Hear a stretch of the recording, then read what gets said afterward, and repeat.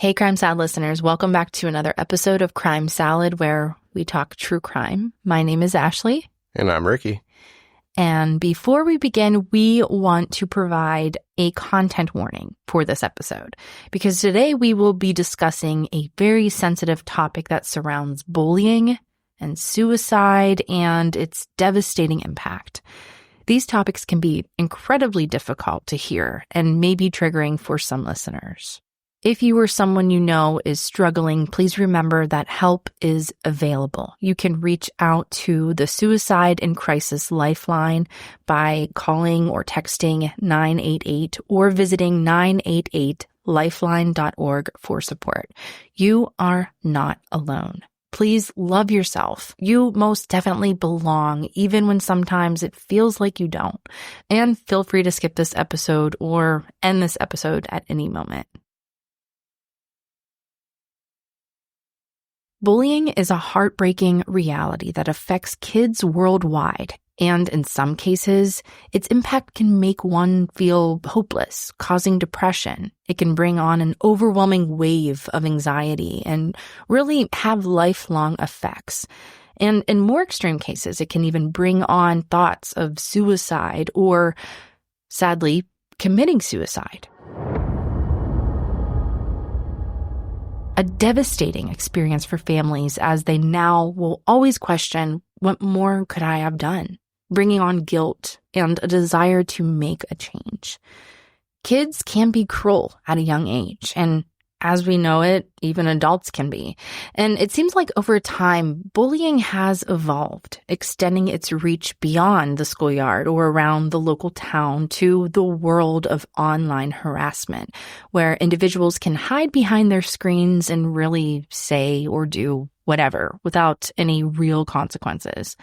Statistics show that an estimated 160,000 children skip school every day because of fear, an alarming reminder of the emotional toll bullying takes. And this week, we are sharing real-life stories of kids whose experiences highlight the harsh realities of bullying and really the impact it has on them and their family. While there are countless cases, each one that we will discuss today is meant to bring awareness, to provide support for those who are living with similar struggles, and also to help identify the warning signs. Sammy Toish was just about to complete 4th grade. Summer was just in a few weeks. However, the 10-year-old boy from Indiana ended his own life in May of 2024.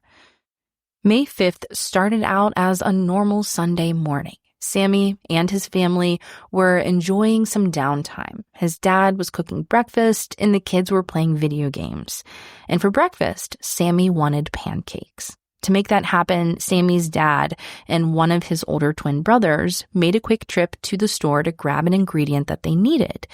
But when they got back and called Sammy downstairs for breakfast, their world was turned upside down. In the time they had gone to the store, Sammy had taken his own life by hanging himself. His death was devastating to his family and a heartbreaking reminder of how heavy and lonely life can feel for a child dealing with mental health that can come from various things, but one thing that seems to be a pattern is bullying. According to his family, they have reached out to the school approximately 20 different times on issues that seem to keep getting worse. Where at first it was, a lighter dose of bullying, like making fun of his glasses or his teeth, and then it turned physical. Pushing, shoving, hitting, scratching. He would come home with scratches down his neck and marks on his face after being hit. His sister later reported that she had a friend stay the night during the weekend where Sammy took his life. And during that time, Sammy's bully called that friend on her phone and asked to speak with Sammy. He told Sammy that on Monday, he would beat him up again. So all weekend long, he's thinking about this. He's dreading Monday morning, having to go to school to come face to face with this bully who has tormented him in the past and is expecting to get beat up.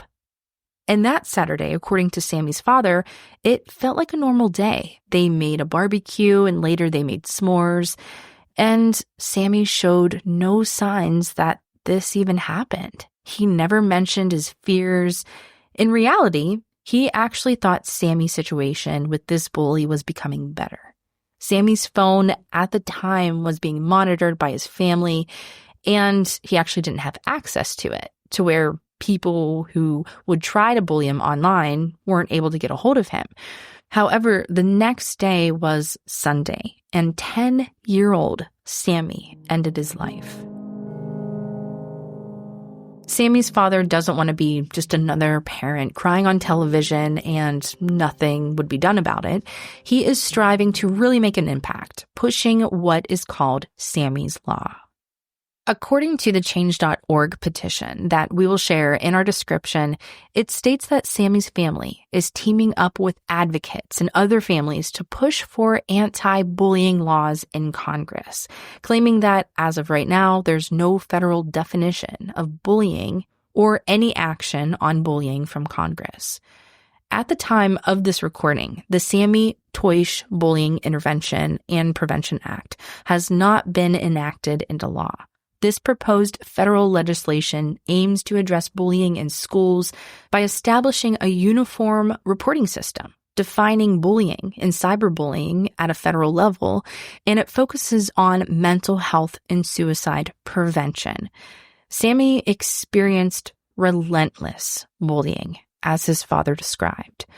Advocates, including Sammy's family and supporters, continue to push for its passage to prevent similar tragedies.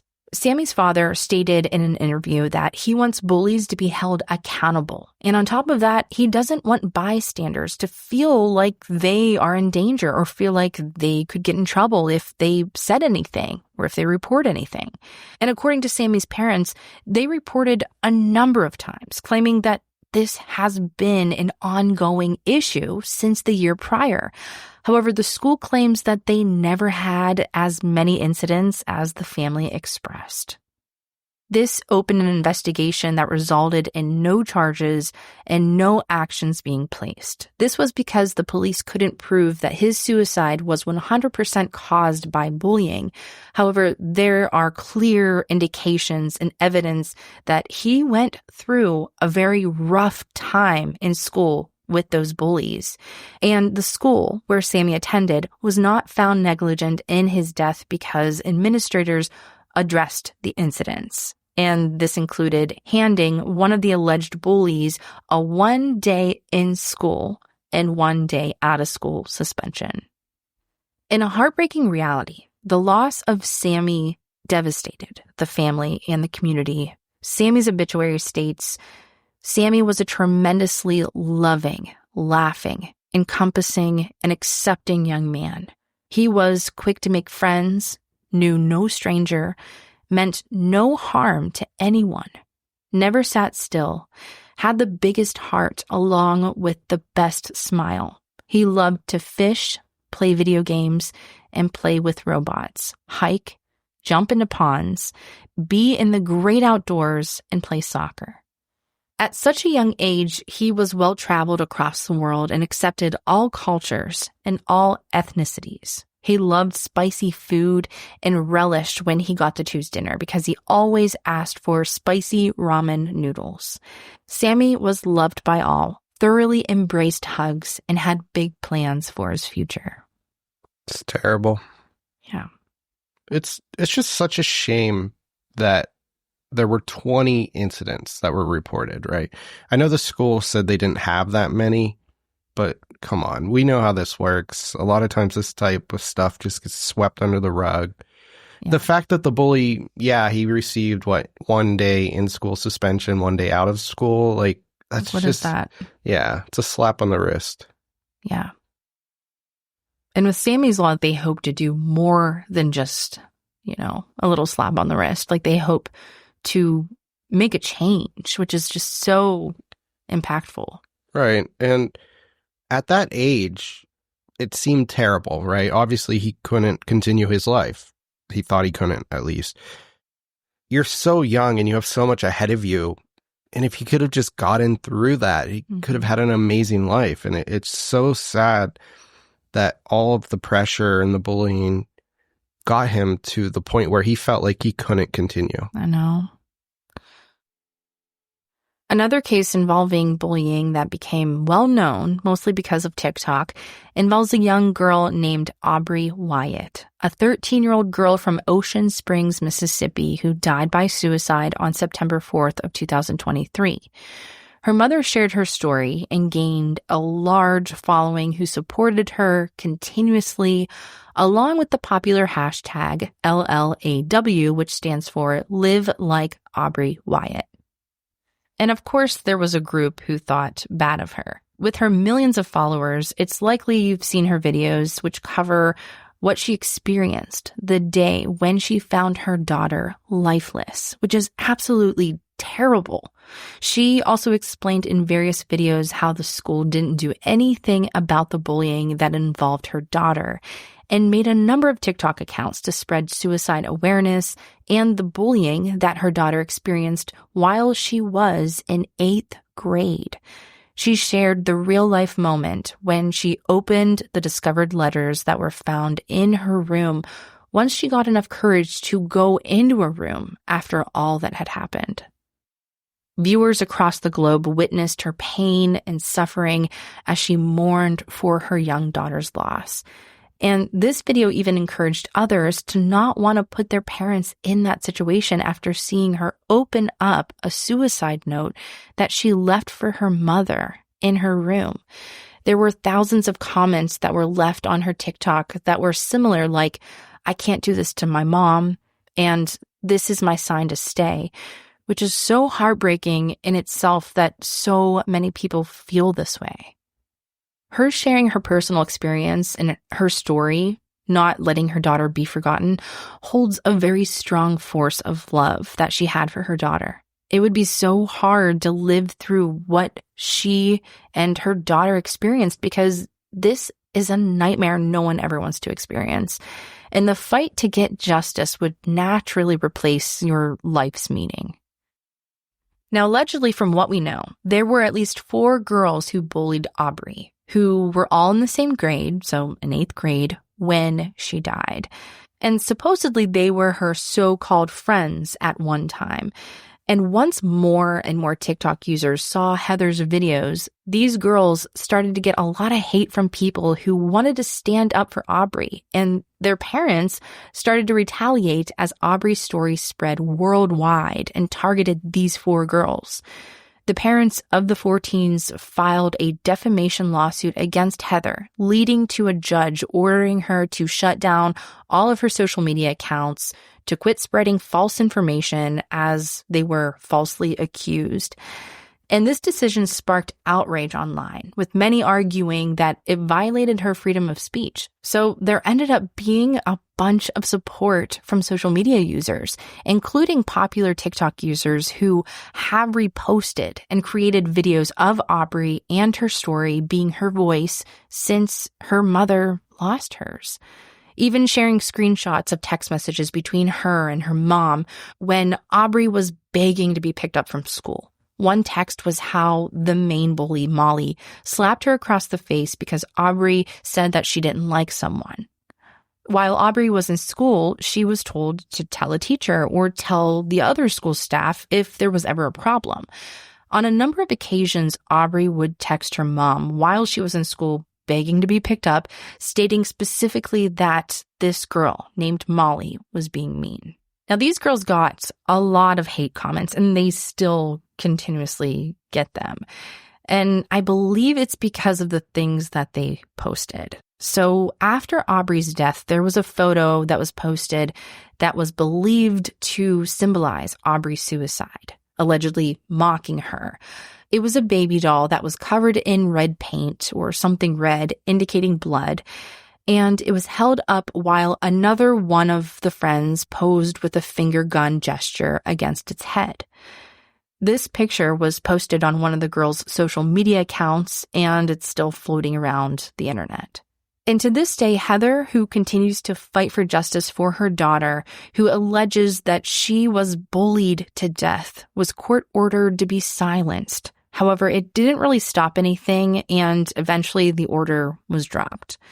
Now, this was a court order because supposedly these girls were getting bombarded with people from all over the world, and these included threats and whatnot, which doesn't really make it right because these are also young girls in 8th grade, and they're kind of getting bullied online. Right. But in a way, poetic justice a bit, but yeah. I get it. But it's still wrong, but it's kind of like, I mean, what would you expect? So those charges were eventually dropped. Now, Heather ended up facing many expenses to try to fight for justice. She started a GoFundMe, which we will add in the description of this episode, stating that with the unexpected cost associated with legal proceedings, which included filing fees to consultations and various other legal aspects, started to rapidly pile up. From when I checked last, the GoFundMe goal was $100,000, and it has raised $124,464, with 4,600 donations supporting Heather's family and her journey to fight for justice. That's awesome. Yeah. Aubrey's obituary reads, Aubrey was born in Ocean Springs on March 17th, 2010. She was an 8th grade student at Ocean Springs Middle School and an active member in youth at St. Paul UMC. Aubrey was a straight-A student, an amazing daughter, sister, and friend. She loved the beach, her friends, gymnastics, riding four-wheelers, and making TikToks. Aubrey was well known and loved in the community, especially for her outgoing and bubbly personality. So what is bullying? Bullying is when someone is repeatedly mistreated through verbal, physical, emotional, or social actions, either by individuals or groups. The victim often feels powerless and unsure of how to stop it. Bullying can have serious emotional and psychological effects, sometimes requiring counseling or therapy, and it can also force victims to change schools, jobs, or even communities to escape the situation, or, as we know it, attempt or committing suicide. And although we see it in some adults and even online, it seems to really affect school-aged kids or high school-aged kids surrounded by their peers, knowing that they have to be in school every single day, Monday through Friday. They have to get good grades and they have to do as they're told. But sometimes they may find it hard to ask for help or to stick up for themselves. And if they do, some kids even get suspended along with the bully. Similar to Flora Martinez, who was suspended from school for being bullied. Can you believe that? It's insane. Flora attended Dwayne D. Keller Middle School, and she was told that if she had a problem to go to the vice principal. Instead of giving her support that she really needed, she was actually suspended for 3 days. And this wasn't just a one-time thing. Supposedly, this had happened on more than one occasion. Her parents soon had enough because Flora would come home and would feel like she was in some kind of trouble, being that she was suspended, and she would hide away in her room. And her mom would tell her that she's not in trouble at all. The parents attempted to do an emergency school transfer, but it was denied. She started to fall behind on her schoolwork because, she kept getting suspended, and the bullying continued outside of school, which happened online. It was on May 7th of 2024 when Flora went to school, and a boy that she had a crush on asked her to be his girlfriend. And of course, she said yes. Then he told her it was only a dare. I would never go out with someone as ugly as you. Jesus. Yeah, Flora was only 12 years old. Yeah, it's so cruel. Her parents did all the right things to try to protect her. Her mother and father described her as a very loving girl, someone who was so very caring and had a natural talent as an artist who could draw anything. There was a private group on Instagram where her and a bunch of kids were active, and some of the things that they would say in this group were absolutely horrible and just extremely hateful. A boy posted a picture of her on there saying how ugly she was, and her parents would fight for her, making sure there was a no contact order at times. But nothing seemed to stop the bullying. I really couldn't find much information on this case. The only thing that I could find was an Inside Edition episode where her parents explained their hurt. Now, one of the hardest things to see is a child not wanting to go to school. And that's what Flora's parents had to watch as they dropped her off at school, encouraging her to make it a great day. But towards the end of that day, Flora would text her dad, pleading for him to come get her. This went on about once a week for the last month of school, and she ended up ending her life when she had 12 days of school left, where she felt like she couldn't continue on. Her father unlocked her bedroom door and found her lifeless with a ligature around her neck. And her parents stated that the online bullying toward Flora, who took her own life, didn't stop. One kid said that, "I'm glad she's dead. It makes me the happiest person in the world." Jesus. Another person said, "May she rest in piss." And another person said, "I wish I could go to her house and shoot her corpse with my gun." People are so heartless and cruel. It's sad. These are 8th graders. Where did these kids even get this from? I have no idea. And the school, according to the parents, still did nothing about it after her death. They never apologized. They never reached out to the family. There was an email that was sent out to all the parents that a student had passed away, but it was just like a general email. Right. And along with that was a reminder that Flora's mother got to register Flora for the next school year. And she continued to get that reminder. How hurtful is that? You know, she should be registering her child to go into the 9th grade, but she's gone. Yeah, it's awful. Her parents are making an effort to share Flora's story and to help the next kid. Bullying is something that happens every day. Flora's father spoke with Inside Edition and explained that his new goal in life is to support others who are experiencing bullying and to help others. Just like other parents who experience the loss of a child by suicide relating to bullying, they hope that there would be a law passed to where school staff are better trained in handling bullying situations and even making the consequences more severe, like expulsion, or even the father said maybe probation.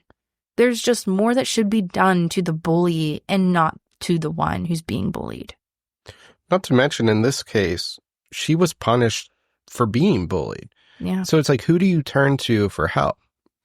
You feel like you have no one. Everyone's against you at this point, even the school. Yeah, the school, the other kids, the lack of support is just crazy. Like, where's the guidance counselor to be like, right, come into my room, let's talk. Yep. And her parents are still suffering her death. They feel guilt that they weren't able to save her. It's just a heartbreaking story that they have to live with this every day, left without any justice at all. And it's to the point where they can't even go into her room. Yeah, I could see that. We used to be told the old saying, "Sticks and stones may break my bones, but words will never hurt me." But it's not entirely true. We know the most common form of bullying is physical. It can involve hurting someone, whether it's hitting, kicking, or punching, spitting or shoving, breaking or stealing personal items. But bullying can be verbal as well, using words to harm, humiliate, or threaten someone. Examples could be making an inappropriate or sexual comment, taunting or threatening someone.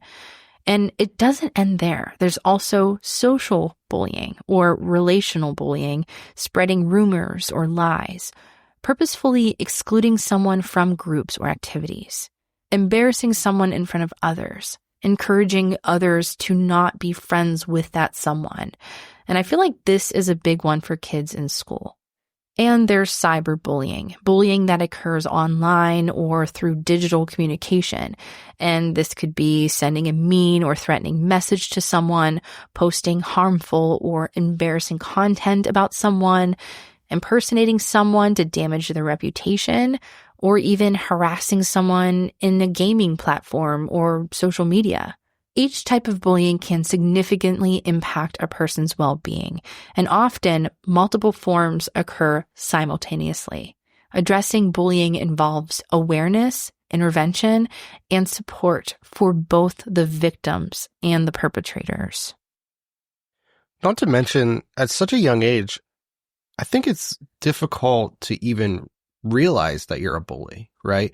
There's so many social pressures and everybody's trying to fit in. I know even from personal experience, there's so many things that I look back on and I regret that were really hurtful towards other people, but it was really me just trying to fit in, right? Like I used someone else as a joke or something to be like, oh, you're funny, Ricky. Yeah. But I've been on both sides of it. Like I've been the bully and I also was bullied a lot, even before like 6th grade back. Like I dealt with that a lot. So I think when I got the opportunity to be the bully, I didn't really look back, where I should have had more of that perspective of like, people have done this to me and it really sucks. But overall, being a kid sucks. Like it is really hard.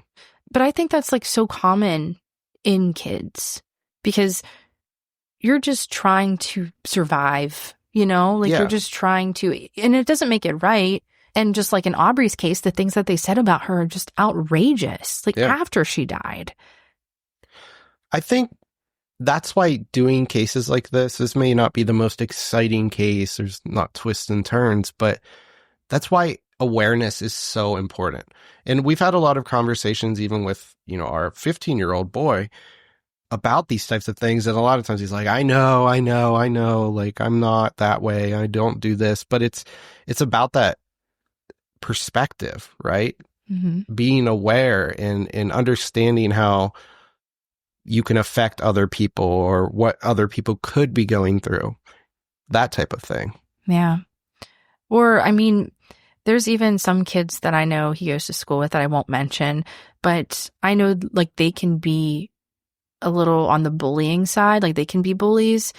And a lot of times they have, rough home lives where they're hurting inside and there's something like bothering them, and being mean to other people is just like a way to like get it out, or it's just what they know. It's just They're how they know. Projecting even. A lot of those kids are treated a certain way and that's how they treat other people. Yeah. But it's not just the kids that need to be aware. This is something that is a problem even with some parents. There's so many times that we've heard parents even say, well, I'd rather my kid be the bully than being bullied. And that just creates even more of this problem that doesn't get solved. And it's horrible. Suicide is the second leading cause of death among young people aged 15 to 24, with rates increasing over the years. Second leading cause of death. Experts say that it's not accurate to blame bullying alone for suicide because this can distract from other important issues like mental health, family struggles, or dealing with a disability. Focusing too much on punishment can also take attention away from kids who really need support and help.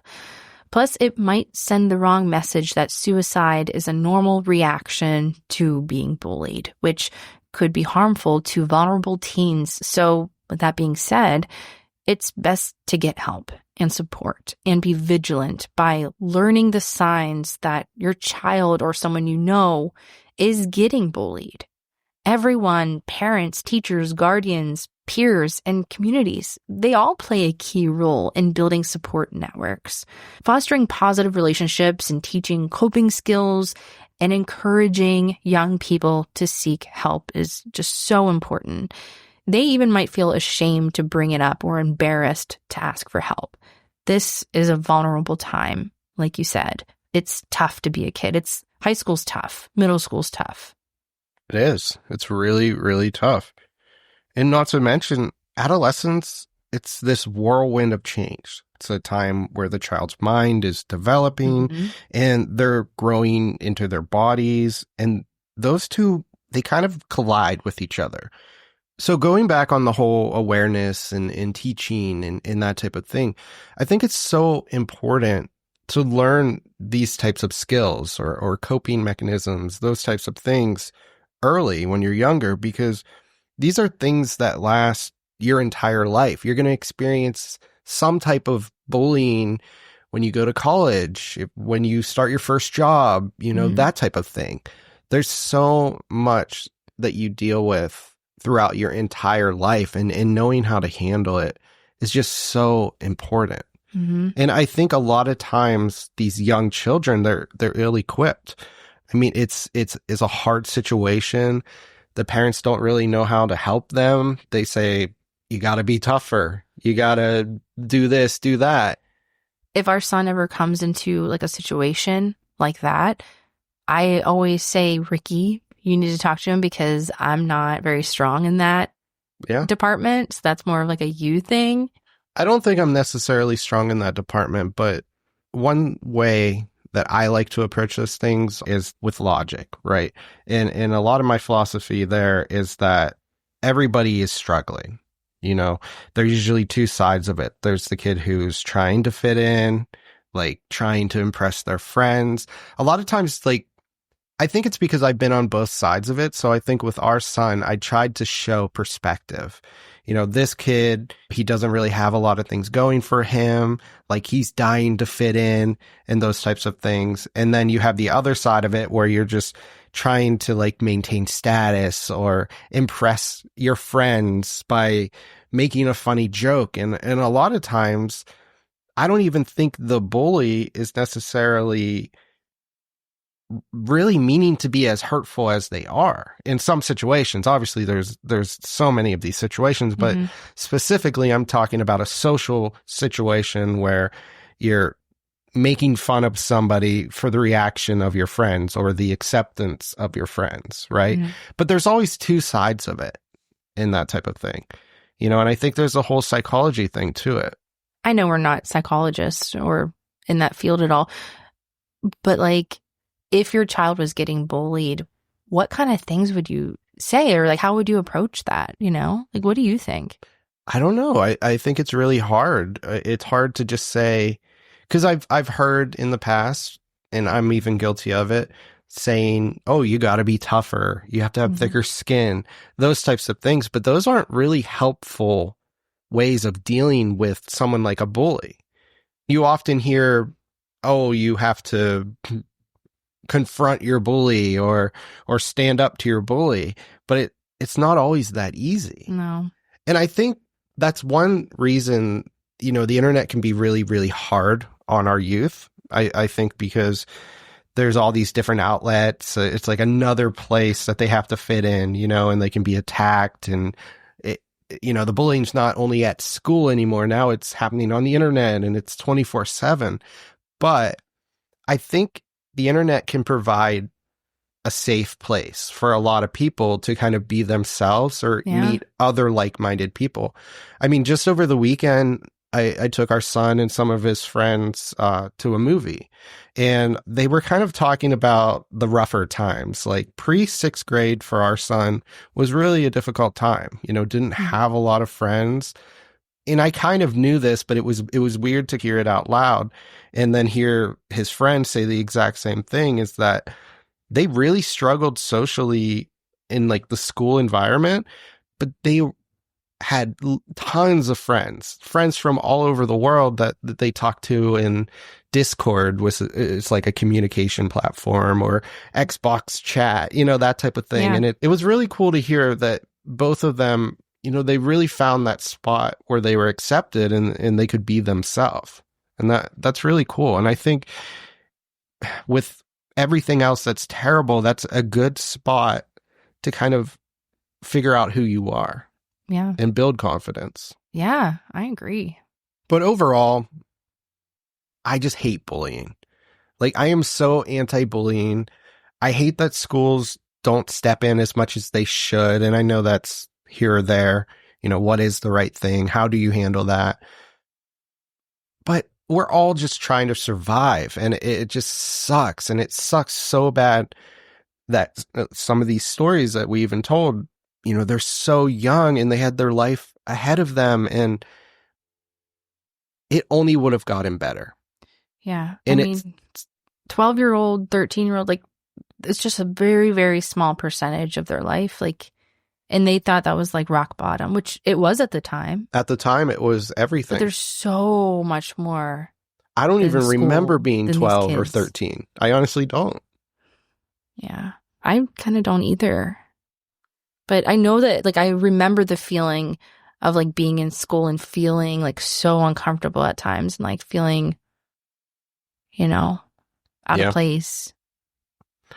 Yeah, and I think ultimately maybe that is part of the solution. Is obviously there's some resilience that you have to build up, but, finding common ground, finding people who understand you or you fit in with, but also knowing that there is a future and that it does get better, and building that type of hope. Mm-hmm. Hope is definitely something that you can chase after.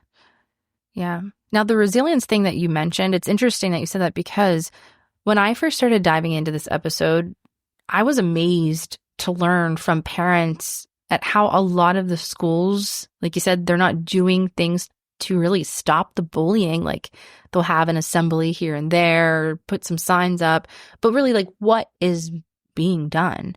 Having a support from a guidance counselor or their friends or their family to build resilience would be a strong effect, I feel like. Mm-hmm.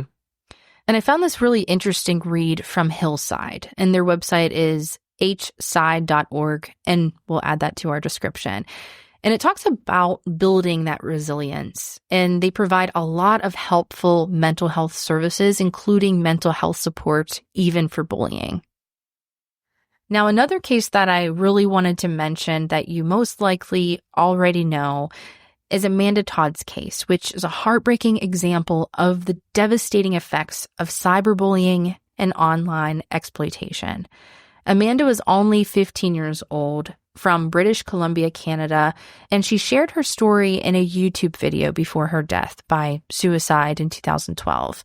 And in this video, she used flashcards to detail her experience of being blackmailed by an online predator who shared an explicit photo of her to people who she knew personally. And he posted this on a porn site and shared the link with family and friends. And the ongoing harassment, coupled with bullying at school, led her to struggle with depression and self-harm. She was in a situation in school where no one wanted to talk to her because they found out that this picture's floating around of her. This video that she made reached so many people, and it was a cry for help. Despite moving schools, the bullying continued, and Amanda tragically died by suicide. Her case raised global awareness about cyberbullying, sextortion, and mental health, sparking conversations about the need for prevention and support. I would recommend you check out her website, which is amandatoddlegacy.org, and we'll be sure to leave that in the description. And also check out some of the things that are on this website. There's really awesome documentaries and her videos on there. And I feel like her case is just one that really rocked the internet, one that hurts to know that if she had the support, a good, solid group of friends who didn't unfriend her, she could still be here, and she could be living out her dreams that she had. Bullying is a problem that needs to be addressed together. And Ricky and I invite you to share your bullying story. So if you were bullied, or if you have bullied, we would love to make something out of it, like a TikTok or even a side salad or something like that. And we can even make it anonymous, of course. But I feel like letting others know that they aren't alone could be helpful, just spreading that awareness. And if you want to take a step toward being an advocate, you can make a difference by getting involved with organizations dedicated to preventing bullying and supporting those affected. There are many anti-bullying groups who rely on donations to fund their programs. There's educational campaigns and resources for victims.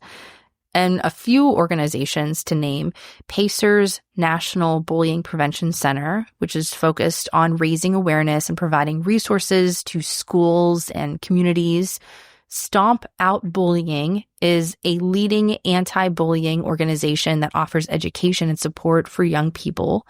The Trevor Project provides resources and crisis support for LGBTQ plus youth who are disproportionately affected by bullying.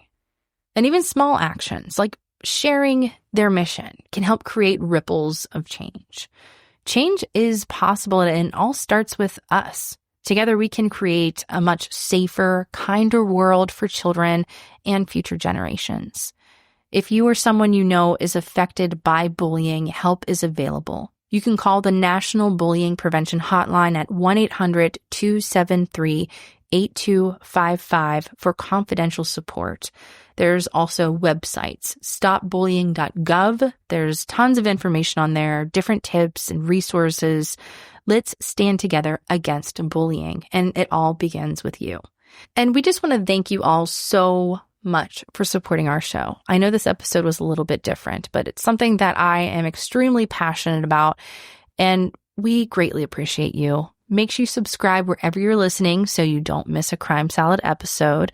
And if you're interested in supporting our show more, make sure you tell a friend about Crime Salad. I know there's many forums online, even on Facebook, so we would greatly appreciate it.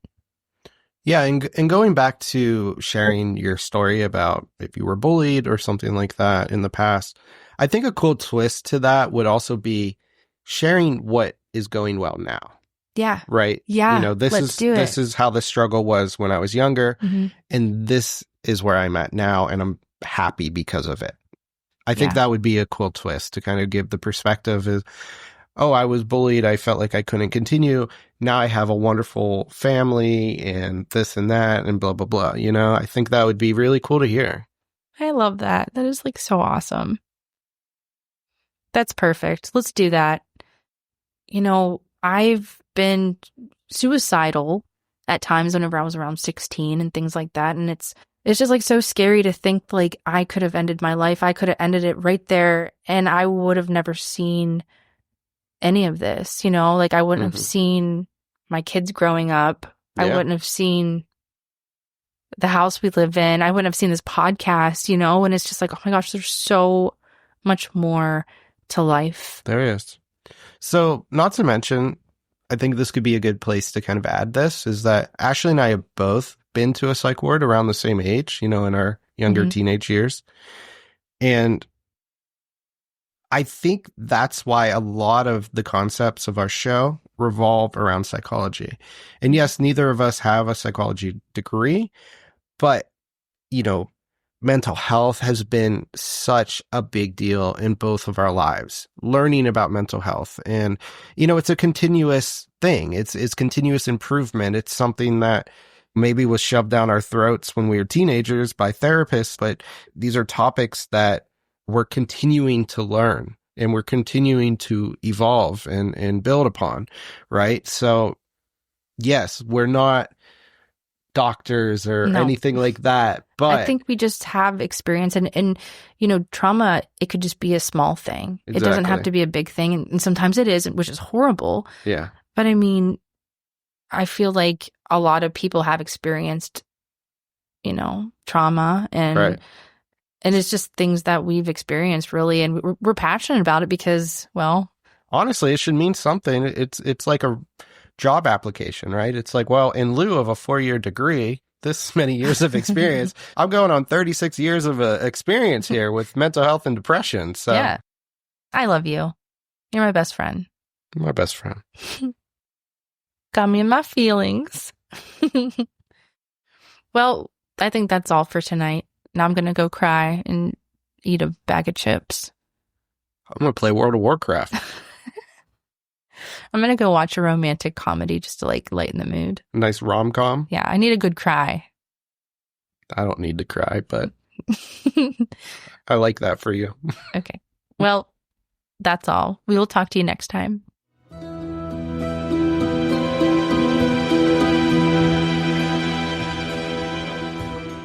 If you or someone you know is struggling, please remember that help is available. You can reach out to the Suicide and Crisis Lifeline by calling or texting 988 or visiting 988lifeline.org for support.